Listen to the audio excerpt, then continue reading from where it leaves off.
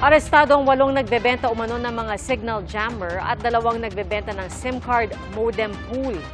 Mari umanong magamit ang mga yan sa online scamming.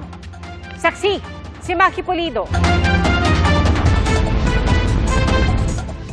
Sa halagang 3,500 to 6,500 pesos, ibinibenta online ang mga nasabat na SIM card modem pool na ito. Ang 4 na device kaya raw mag-text blast ng halos 100 text message sa isang pindot ng send. Nagagamit daw ito sa phishing o pagpapadala ng mga text message na may link para makuha ang personal information ng biktima ng mga online scamming. Ayon sa PNP-ACG, pinuslit raw ito ng electrician ng isang nagsarang pogo at tinangkang ibenta online. Siguro dahil nawala na ng trabaho at makakuha naman siguro siya ng ganyang machines. Just to have money, binibenta niya ng mura.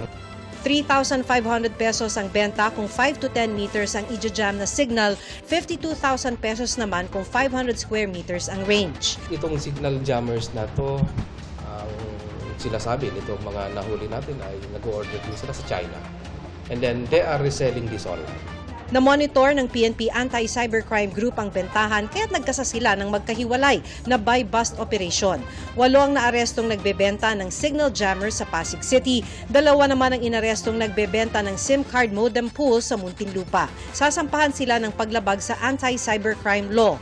Highly regulated ang mga device na ito at kailangan ng permiso mula sa National Telecommunication Commission para makabenta at makagamit. Eventually, magagamit naman talaga ito sa krimen.